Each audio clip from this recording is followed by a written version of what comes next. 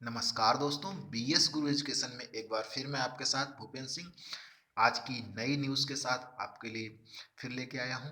आज current affairs का video. चलिए देखते हैं, पहली न्यूज़ की तरफ बढ़ते हैं। फ्रेंड्स, यदि वीडियो आपको अच्छा लगता है तो कृपया इसे लाइक और सब्सक्राइब करें। तो देखिए, पहली न्यूज़ है फ्रेंड्स, इंडोनेशिया ने अपनी कैपिटल चेंज की है। और जैसे कि आप देख पा रहे हैं, पहले इसकी जो कैपिटल थी वो थी जकार्ता। ये दिख रहे हैं आप, जकार्ता। और ये अब उसने अपने कलिमंटन में जो है अब इसने कर दिया है इस जगह पर। और ये न्यू साइट है इसकी कैपिटल की। तो बात करते हैं इसके अगले हिस्से में।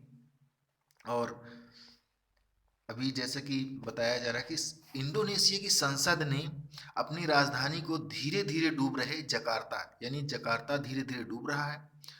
और इसे अब बोर्नियो द्वीप, अभी जो मैंने आपको दिखाया यहाँ पर, आप लोग जो देख रहे हैं, ये द्वीप है आपका, एक तरीके का ये बोर्नियो द्वीप है। और यहाँ पर इसे उन्होंने ट्रांसफ़र किया है। और इस जगह का नाम है, आपको बता देना चाहता हूँ, नुसंतारा, यानी बोर्निया की नुसंतारा। यानी अब जो है इंडोनेशिया की जो राजधानी होगी वो नुसंतारा होगी। यानी बोर्निया द्वीप में 2000 किलोमीटर एक साइट पर स्थानांतरित करने की मंजूरी दे दी है। और इसका नाम उन्होंने नुसंतारा नाम दिया है।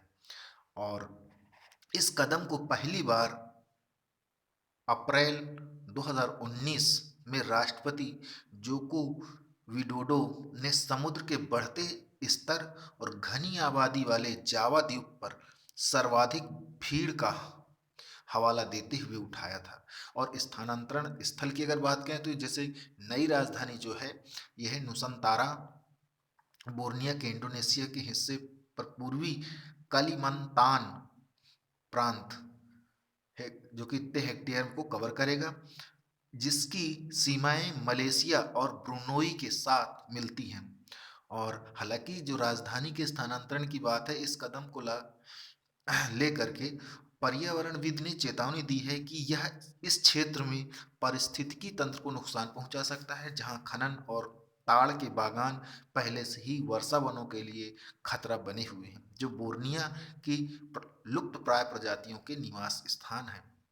इंडोनेशिया के इस क्षेत्र का इंडोनेशिया इस क्षेत्र का पहला देश नहीं है जो अपनी आधी आबादी के कारण अधिक आबादी के कारण राजधानी के स्थानांतरण कर रहा है। इससे पहले मलेशिया ने कोलालमपुर से अपनी राजधानी को पुत्रजया स्थानांतरित किया था। और म्यांमार ने अपनी राजधानी रंगून से नेपिडा नेपिडा किया था, स्थानांतरित किया था। तो ये थी न्यूज़ जो कि राजधानी से संबंधित थी। बढ़ते हैं हम अगली न्यूज़ की तरफ। अगली न्यूज़ है वर्ल्ड इकोनॉमिक फोरम से। फ्रेंड्स, जो वर्ल्ड इकोनॉमिक फोरम है, जिसे WEF भी कहते हैं, तो प्रधानमंत्री ने दावोस एजेंडा को दावोस एजेंडा को वीडियो कॉन्फ्रेंसिंग के माध्यम से संबोधित किया है। अभी हम देखेंगे दावोस कहाँ पर है। तो दावोस स्विट्जरलैंड में WEF की वार्षिक बैठक वैश्विक क्षेत्र और औद्योगिक एजेंडे को आकार देने के लिए विश्व के शीर्ष नेताओं को शामिल करती है। एक पृथ्वी एक स्वास्थ्य, इसका लक्ष्य एक पृथ्वी एक स्वास्थ्य, यानी कोविड-19 के दौरान भारत ने एक पृथ्वी एक स्वास्थ्य के अपने दृष्टिकोण का पालन करते हुए आवश्यक दवाओं और टीकों का निर्यात करने के लिए कई लोगों की जान बचाई थी। यानी जो कोविड-19 का समय था, इसमें एक पृथ्वी एक स्वास्थ्य को देखते हुए और अपने दृष्टिकोण का पालन करते हुए इसका और बहुत सारी आवश्यक दवाओं और टीकों का निर्यात करके कई लोगों की जान बचाई गई थी। भारत ने 31 दिसंबर 2021 तक 97 देशों को कोविड-19 के लगभग, अगर देखें तो 11,154.173 लाख खुराकें पहुंचाई हैं। भारत विश्व का तीसरा सबसे बड़ा दवा उत्पादक देश है। इसे विश्व के लिए फार्मेसी माना जाता है। इसे विश्व के लिए एक फार्मेसी माना जाता है। प्रो प्लेनेट पीपल्स अप्रोच, ये P3 की बात कहता है। प्रो प्लानेट पीपल्स अप्रोच वैश्विक मंच, यानी UN FCC COP26 में जलवायु परिवर्तन के प्रति भारत की प्रतिबद्धता को रेखांकित करने वाले P3 यानी प्रो प्लैनेट पीपल मूवमेंट के विचार का प्रस्ताव रखा गया है। भारत के स्वच्छ, हरित, टिकाऊ और विश्वसनीय ऊर्जा लक्ष्यों को दोहराया गया है, जो वर्ष 2070 तक शुद्ध शून्य कार्बन उत्सर्जित यानी नेट जीरो कार्बन एमिशन को प्राप्त करने पर केंद्रित है। लाइफ पर्यावरण के लिए जीवन शैली UNFCCC COP26 सम्मेलन में भारतीय प्रधानमंत्री द्वारा दी गई है को एक जन आंदोलन बनाना P3 के लिए एक मजबूत आधार हो सकता है। तो इस प्रकार से देखते हैं दावोस कहाँ पर है। देख रहे हैं आप, ये जो रेड है ये स्विट्जरलैंड है और इस यहाँ पर इसका जो शहर है दावोस है। तो इस प्रकार, और ये यहाँ जिनेवा है, स्विट्जरलैंड की राजधानी जिनेवा, और यहाँ दावोस। तो इस प्रकार आगे बढ़ते हैं हम लोग इस मैप से, और इधर आप देख पा रहे होंगे, इधर फ्रांस है स्विट्जरलैंड के, और इधर जर्मनी है, और इधर इटली है, और इस तरह से ये देश हैं आपके। तो आगे बढ़ते हैं। वर्ल्ड इकोनॉमिक फोरम है क्या, जरा इसके विषय में भी जानते हैं। तो वर्ल्ड इकोनॉमिक फोरम एक स्विस गैर लाभकारी संस्था है। हम इसके विषय में और भी कई बार पढ़ चुके हैं। वर्ल्ड इकोनॉमिक फोरम जो है एक स्विस गैर लाभकारी संस्था है, जिसकी स्थापना वर्ष 1971 में जिनेवा स्विट्जरलैंड में हुई थी। स्विस सरकार द्वारा इसे सार्वजनिक निजी सहयोग के लिए एक अंतरराष्ट्रीय संस्था के रूप में मान्यता प्राप्त है। मिशन अगर देखें इसका, इसके जो मिशन है, इसका उद्देश्य क्या है अगर जाने, तो वर्ल्ड इकोनॉमिक फोरम एक वैश्विक, क्षेत्रीय और औद्योगिक जगत की परियोजनाओं को आकार देने हेतु व्यापार यानी आपका business, politics, education and social यानी समाज के अन्य प्रतिनिधियों को शामिल करके विश्व की स्थिति में सुधार के लिए प्रतिबद्ध है। संस्थापक और कार्यकारी अध्यक्ष की यदि बात करें तो यहाँ पर क्लास श्वाब और वर्ल्ड इकोनॉमिक फोरम द्वारा प्रकाशित रिपोर्टों की में से कुछ निम्नलिखित हैं। अगर देखें तो पहली रिपोर्ट है ऊर्जा संक्रमण सूचांक, एनर्जी ट्रांजिशन इंडेक्स, ETI, यानी जो ऊर्जा संक्रमण है उसके ऊपर बात करता है ये एनर्जी ट्रांजैक्शन इंडेक्स। दूसरी है ग्लोबल कॉम्पिटिटिव इंडेक्स, वैश्विक प्रतिस्पर्धात्मक रिपोर्ट। इसी के साथ यह वैश्विक सूचना प्रौद्योगिकी रिपोर्ट यानी ग्लोबल IT रिपोर्ट भी प्रस्तुत करता है, और ये साथ में वर्ल्ड इकोनॉमिक फोरम के साथ में इनसाइड और कॉर्नेल यूनिवर्सिटी के साथ मिलकर इस रिपोर्ट को प्रकाशित करता है।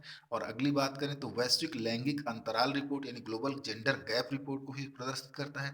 वैश्विक जोखिम रिपोर्ट यानी ग्लोबल रिस्क इंडेक्स को भी ये प्रदर्शित करता है, जैसे कि आप यहाँ देख पा रहे हैं सभी रिपोर्ट को। आपकी पहली है ऊर्जा संक्रमण यानी एनर्जी ट्रांजिशन इंडेक्स, ETI। दूसरी है ग्लोबल कॉम्पिटिटिव इंडेक्स। तीसरी है ग्लोबल IT रिपोर्ट, और चौथी है ग्लोबल जेंडर गैप रिपोर्ट। पांचवी है ग्लोबल रिस्क इंडेक्स, और छठी है global travel and tourism report. तो इस प्रकार से आपकी 6 रिपोर्ट लगभग ये प्रस्तुत करता है। और आप जैसे देख पा रहे हैं यहाँ पर 3 ये यहाँ पर है, और उसके बाद ये है आपका, काफ़ी इंपॉर्टेंट हो जाता है ये हिस्सा आपके लिए। तो कृपया इनको नोट डाउन कर लें अपने कॉपी पर, पढ़ें, बार बार रिवाइज करें, क्योंकि आजकल के एग्ज़ाम की दृष्टि से काफ़ी इंपॉर्टेंट होती हैं जो हमारी रिपोर्ट्स हैं। तो आगे बढ़ते हैं। इसमें सबसे ज़्यादा इंपॉर्टेंस रखते हैं कि किस किस संस्था द्वारा पब्लिश की जाती हैं, तो कृपया इन्हें ध्यान रखें, क्योंकि इस समय ग्लोबल IT रिपोर्ट भी काफ़ी इंपॉर्टेंट न्यूज़ में भी है, ग्लोबल रिस्क रिपोर्ट भी, ग्लोबल जेंडर गैप रिपोर्ट, ये काफ़ी इंपॉर्टेंट रिपोर्ट हैं जो कि आपके उपयोग में एग्जाम की दृष्टि से आने वाले हैं।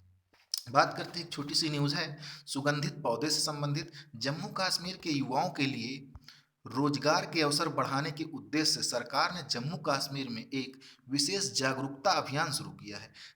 अभियान CSR फ्लैगशिप कार्यक्रमों के तहत शुरू किया गया है, ताकि उत्पादों को बड़े पैमाने पर सुगंधित पौधों की खेती करने में मदद मिल सके। भारतीय एकीकृत चिकित्सा संस्थान यानी Indian institute of inter integrative medicine के विभाग द्वारा इस जागरूकता कार्यक्रम को शुरू किया गया और कृषि विभाग द्वारा विशेष जागरूकता कार्यक्रम शुरू किए गए हैं। इन पौधों की मदद से उत्पादक और युवा उद्यमी जो हैं अपनी इकाइयाँ स्थापित कर सकते हैं तथा रोजगार के अवसर उत्पन्न कर अन्य लोगों को भी इस अभियान में शामिल कर सकेंगे। इस कार्यक्रम के तहत अगर बात करें तो वैज्ञानिक और विशेषज्ञ अपने ज्ञान को साझा करके तथा उत्पादों को सही दृष्टिकोण में लागू करने और नुकसान से बचने में मदद मिल सकेगी। सुगंधित पौधों की खेती और प्रसंस्करण के बारे में उत्पादकों को उचित जानकारी प्रदान करने के उद्देश्य से यह जागरूकता कार्यक्रम आयोजित किया जा रहा है। सुगंधित पौधे वे पौधे होते हैं जिसमें सुगंधित यौगिक पाए जाते हैं। मूल रूप से आवश्यक तेल यानी एसेंशियल ऑयल, ये आवश्यक तेल कमरे के तापमान पर अस्थिर होते हैं और गंधयुक्त, हाइड्रोफोबिक और अत्यधिक केंद्रित होते हैं। उन्हें फूल, कलियों, बीज, पत्तियों, छाल, टहनियों, फलों, जड़ों और लकड़ी से प्राप्त किया जाता है या किया जा सकता है। तो इस प्रकार ये सुगंधित पौधे हैं जो कि जम्मू कश्मीर के युवाओं को रोजगार के लिए अवसर प्रदान करने के उद्देश्य से सरकार ने इन्हें जागरूकता अभियान के रूप में शुरू किया। तो बढ़ते हैं अगली न्यूज़ की तरफ। अगली संस्था है यहाँ पर ILO न्यूज़ में है फ्रेंड्स। ILO अंतर्राष्ट्रीय श्रम संगठन यानी इंटरनेशनल लेबर ऑर्गेनाइजेशन ने world employment and social outlook trends शीर्षक से एक रिपोर्ट 2022 प्रस्तुत की है। रिपोर्ट के मुताबिक रोजगार की स्थिति जो है काफ़ी नाजुक बनी हुई है, क्योंकि आप सभी लोग जानते हैं कि कोविड का दौर काफ़ी तेज़ी से चला इन 2 सालों में 3, और जिसकी वजह से काफ़ी ज़्यादा रोजगार पर स्थिति नाजुक बनी हुई है। और क्योंकि भविष्य में महामारी को लेकर अनिश्चित स्थिति बनी हुई है, और देखते हैं इसकी और अन्य रिपोर्ट के विषय में क्या है, ये कैसा इसका।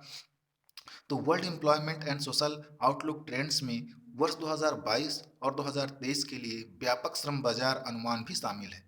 यह आकलन बताता है कि दुनिया में श्रम बाजार में किस प्रकार सुधार हुआ है, जो महामारी से उबरने के लिए विभिन्न राष्ट्रीय दृष्टिकोणों को दर्शाता है, जैसे कि श्रमिकों तथा आर्थिक क्षेत्रों के विभिन्न समूहों पर प्रभाव का विश्लेषण भी करता है। तो परिचय करते हैं एक बार कि ये अंतर्राष्ट्रीय श्रम संगठन क्या है। तो इस संगठन को 1919 में वर्साय की संधि, ये जो ILO है ये 1919 वर्साय की संधि के लिए हिस्से के रूप में बनाया गया था। जैसा कि आप सभी लोग जानते हैं, जब आपका प्रथम विश्व युद्ध समाप्त हुआ था तो वर्साय की संधि हुई थी, और उसी दौरान इस संस्था ने अपना रूप लिया था। इसके वर्साय की संधि के हिस्से के रूप में इसे भी बनाया गया था, जो कि इस विश्वास के साथ गठित किया गया था कि सार्वभौमिक और स्थायी शांति तभी प्राप्त की जा सकती है जब यह सामाजिक न्याय पर आधारित हो। वर्ष 1946 में यह संयुक्त राष्ट्र की एक विशेष एजेंसी भी बन गया, और यह एक त्रिपक्षीय संगठन है जो अपने कार्यकारी निकायों में से सरकारों, नियोक्ताओं और श्रमिकों की प्रतिनिधियों को एक साथ लाता है। तो इस प्रकार हमने ILO के विषय में देखा। जानते हैं थोड़ा सा और इसी के विषय में, और इसके सदस्य कौन से हैं। भारत ILO का संस्थापक सदस्य है। जब इसकी स्थापना हुई तो भारत भी इसका एक सदस्य था, और इसमें कुल अब तक 187 सदस्य हैं। वर्ष 2020 में ILO की शासी निकाय की अध्यक्षता ग्रहण की है। भारत ने जो है ILO की शासकीय निकाय की अध्यक्षता ग्रहण की है। इसका जो ILO का मुख्यालय है, कई बार पूछा जाता है, जिनेवा स्विट्जरलैंड में है। और पुरस्कारों की अगर बात करें इसमें, तो वर्ष 1969 में ILO को राष्ट्रों के बीच भाईचारे और शांति के संदेश को बढ़ावा देने, श्रमिकों के लिए बेहतर कार्य और न्याय प्रणाली स्थापित करने और अन्य विकासशील देशों को तकनीकी सहायता प्रदान करने के लिए नोबेल शांति पुरस्कार से सम्मानित किया गया था, जो कि काफ़ी इम्पोर्टेंट है। तो फ्रेंड्स, ILO भी हमारे लिए एक इम्पोर्टेंट संस्था है, क्योंकि ये लेबर ऑर्गेनाइजेशन है, जो कि हमारे निचले यानी हम जिस वर्ग को यदि शासित करने वाले हैं, यदि बात करें हम UPSC एग्ज़ाम की, तो ये जो क्षेत्र है ILO है, और आपका इंटरनेशनल मॉनेटरी फंड है, WEF है, वर्ल्ड इकोनॉमिक फोरम है, ये वो सारे मुद्दे हैं जो हमारे ज़मीनी स्तर पर आकर के लोगों को प्रभावित करते हैं, इसलिए हमारे न्यूज़ के लिए काफ़ी इम्पोर्टेंट हो जाते हैं, जीएस मेंस में भी और आपके प्री के लिए भी। तो चलिए बढ़ते हैं अगली न्यूज़ की तरफ। फ्रेंड्स, 5G तकनीक की बात हो रही है यहाँ पर, और यहाँ पर 5G तकनीक में बताया जा रहा है कि अमेरिका में जो उड़ानें हो रही हैं उन्हें कुछ देश समायोजित कर रहे हैं, क्योंकि जो 5G तकनीक के जो टावर्स हैं, जो नेटवर्क हैं, जिसकी वजह से काफ़ी दिक्कतों का सामना करना पड़ रहा है। तो 5G तकनीक के विषय में पहले जानते हैं, फिर उनकी समस्याओं को देखेंगे।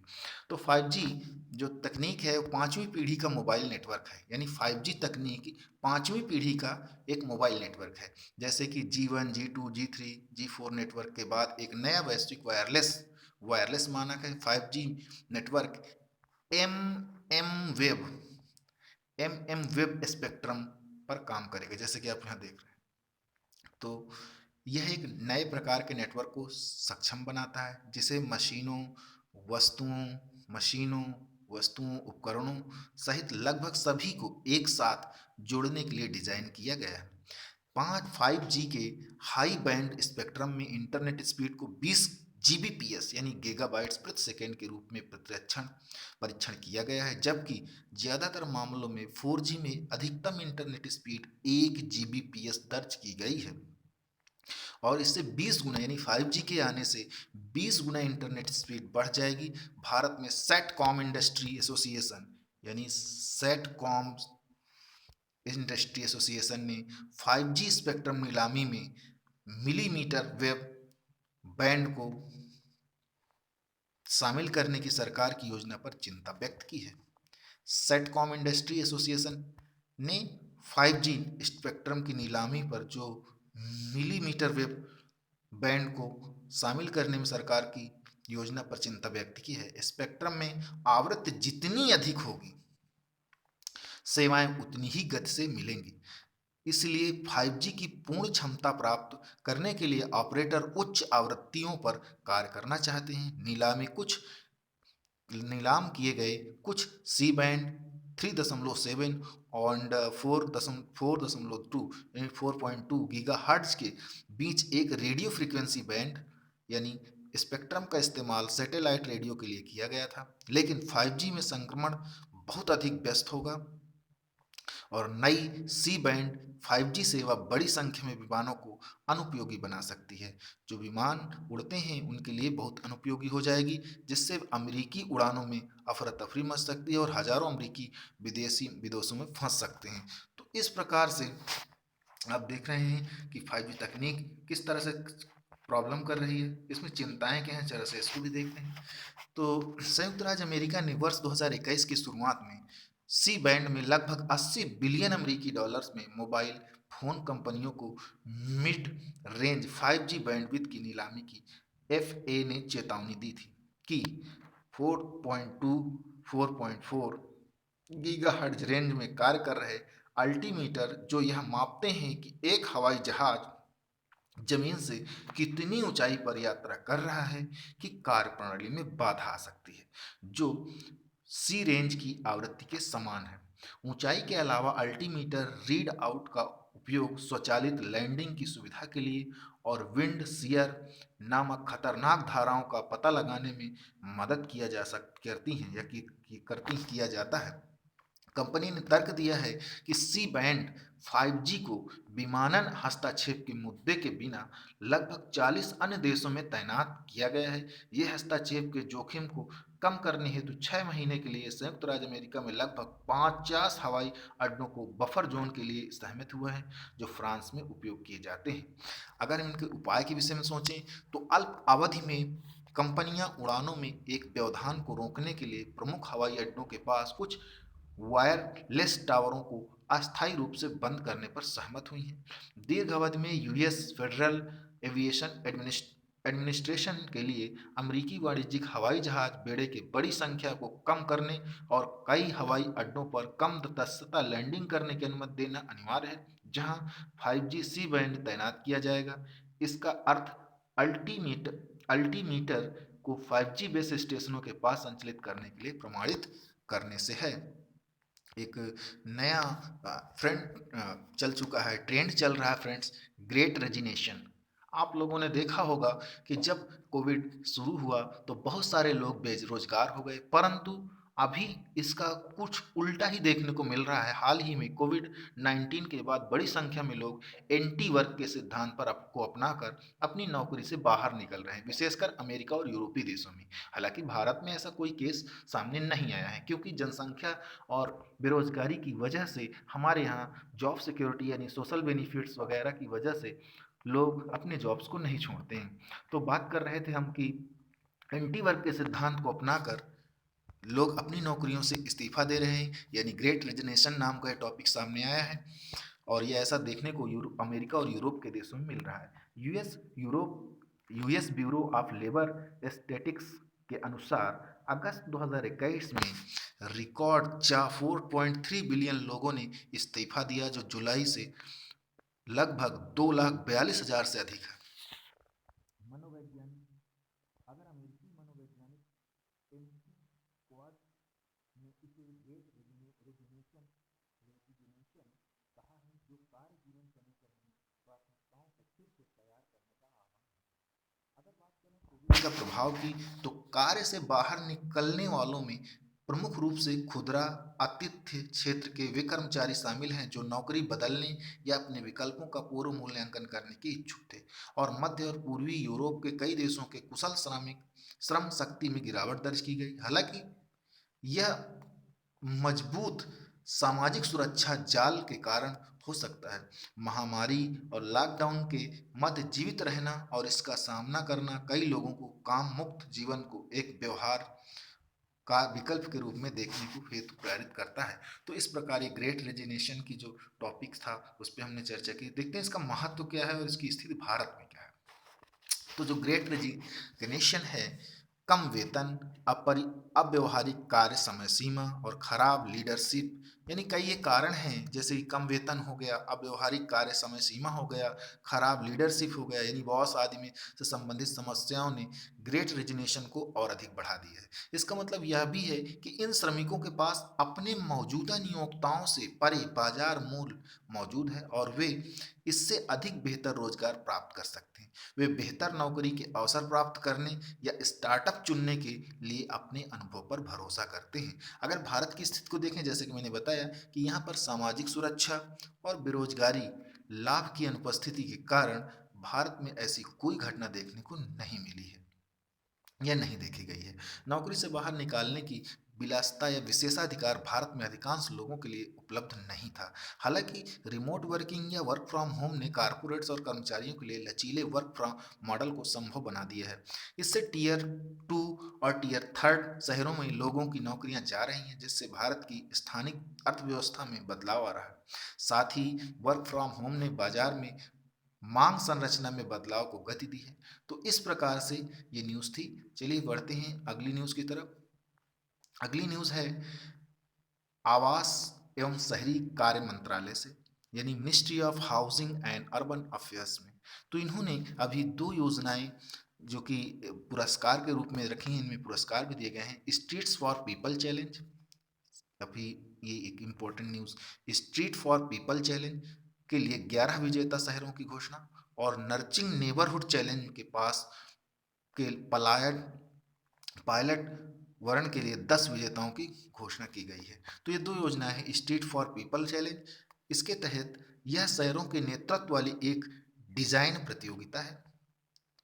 यह प्रतियोगिता हितधारकों और नागरिकों के परामर्श से लोगों के लिए सड़कों की एकीकृत दृष्टि विकसित करने हेतु देश भर के शहरों का समर्थन करती है।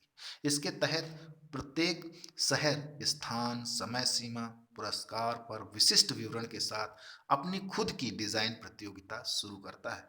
अगर हम बात करें नर्चरिंग नेबरहुड चैलेंज की, तो यह एक 3 वर्षीय कार्यक्रम है जिसका उद्देश्य भारतीय शहरों और अन्य भागीदारों के साथ मिलकर सार्वजनिक स्थान, गतिशीलता, पड़ोस योजना, प्रारंभिक बचपन संबंधी सेवाएं और सुविधाओं तक सभी का पहुंचना, शहरी एजेंसियों के डेटा प्रबंधन में सुधार करने के लिए विभिन्न मानकों एवं तरीकों का समर्थन करता है। यह स्मार्ट शहरों, यानी जहां पर कि 5 लाख से अधिक आबादी अन्य शहरों और राज्यों और केंद्र शासित प्रदेशों की राजधानियों के लिए रखा गया, खुला होगा। तो इस प्रकार से आज के लिए इतना ही friends. Thanks for watching this video. Friends, यदि वीडियो आपको अच्छा लगता है तो कृपया लाइक करें और सब्सक्राइब करें, ज़्यादा से ज़्यादा अपने फ्रेंड सर्कल में पहुंचाएं। Thanks for watching this video again.